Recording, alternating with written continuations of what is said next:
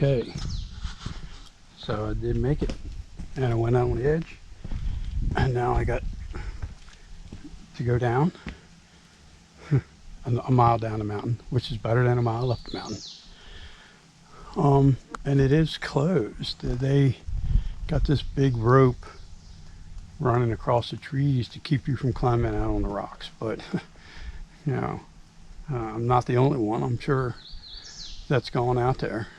I assume that if you cross the rope, you're entering at your own risk, but there's no signs that say don't do it. So I didn't walk a mile up the mountain to not go out on the rock and see that view. I mean, that is amazing.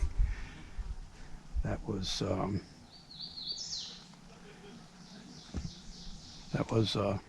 amazing.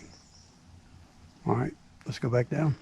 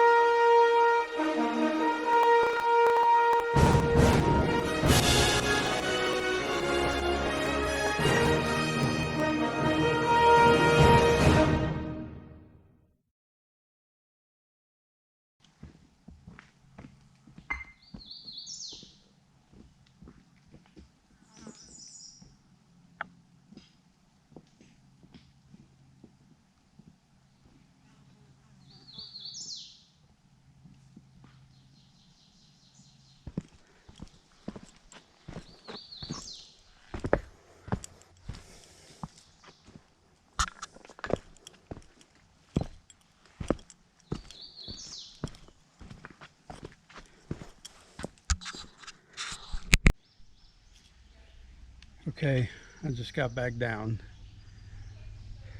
That's a hell of a walk. I mean, it's only 2 miles. It's a mile up and a mile down. And to be honest with you, I don't know what's worse.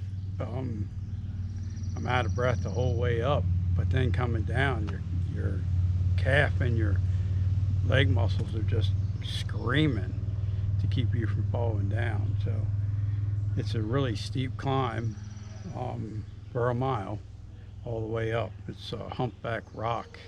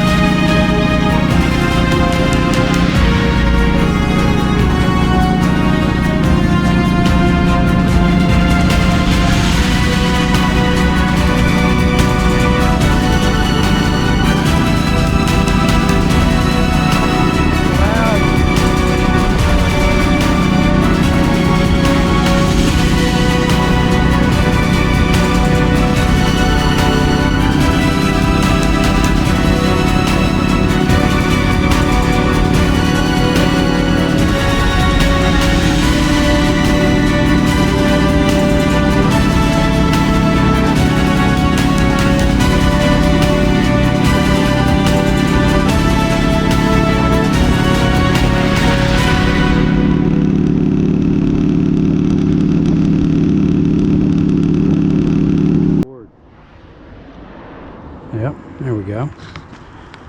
All right. So, what's your name, sir? James McGinley. James McGinley. And I saw you like Tuesday, I believe we talked about. I was headed south, and I think you were still coming north when I saw you. And then I saw you today sitting on the side of the road. I just wanted to talk to you about your vehicle and stuff like that, and maybe some of the people that are watching will be interested in it and what you're doing. Yeah. So it's a big electric bicycle, and I like to get my energy from the sun. All right. I can plug in. For really bad times, I carry a generator, which I've used twice in 30,000 miles. But for the most part, like today, will give me up 30 or 40 miles worth of travel just from the solar panels. Sun. Yeah. I go about 8 miles an hour. So you can sort of think about this like a sailboat, except it's not the wind, it's the sun that moves it. And I like to live within those resources. Yeah. And then where did you start out at? So this leg of the journey, I was in California in the Sierras a year ago, in the spring, and my heart kept on telling me, James, go to one of these camps where we Americans are destroying children, torturing and destroying children from South America. And to express your grief, burn yourself alive. And that was a fine idea, I thought. After a while, my soul said, it's a good plan. Maybe later, but right now, try and take this vehicle through all 48 states and see if you can stir a soul along the way. So this is state number 26. 26. I would have been quite a bit further along, but sheltered in place in North Carolina for the virus. And 2 months prior to that, I stayed down on the Gulf to wait for things to warm up. We don't do real well in snow and ice. In the snow and ice, yeah. Yeah. Okay. Startloving.org is where I write. Okay. All right. Awesome. Do you have? Is it on your machine here somewhere? Well, the website. The back of the trailer, the back corner of the trailer. Here it is. But startloving.org. Startloving.org. Okay. All right. Cool. I'll definitely check it out. I'm glad we spoke. Friend. Yeah. Absolutely. Me too. Okay. So if anybody's interested in the man's journey, it's startloving.org is his website, and you can check him out along the way. And I'm sure you answer fan email and stuff like that? I don't have any fans, but I do link to a Facebook page from there, and I have a few people I communicate with there. Okay. But can they message you from the startloving.org site? They probably would easily find my Facebook page from there. So there's a link from that. Okay. Sure. All right. Yep. So then if you want to talk to James, you can go on his Facebook page, and I'm sure he'd be happy to answer any questions. And you mentioned to me that the purpose of your work is maybe you can help a soul here or there. Right. I spent my most of my early adulthood, first 25 years in high tech, automating things to steal people's salaries. I didn't realize that's what I was doing, but that's what I was doing. The last 20 years, I've been trying to work to make the planet a better place. And what it's taught me is our only opportunity is to try and help a soul here or there. Right. The rest is out of our hands. Whether we help them is out of our hands. Yep. But trying, that's where the joy is. The pleasure and the happiness, they're in a different direction. But the joy is in trying to help a soul, and that's what I live for. Yeah, but that's similar to what I started my channel for. If I just touched one person, it was well worth all of it. And actually, I kind of enjoy doing it too. Even trying, even the attempt. Yeah. Yep. Yeah.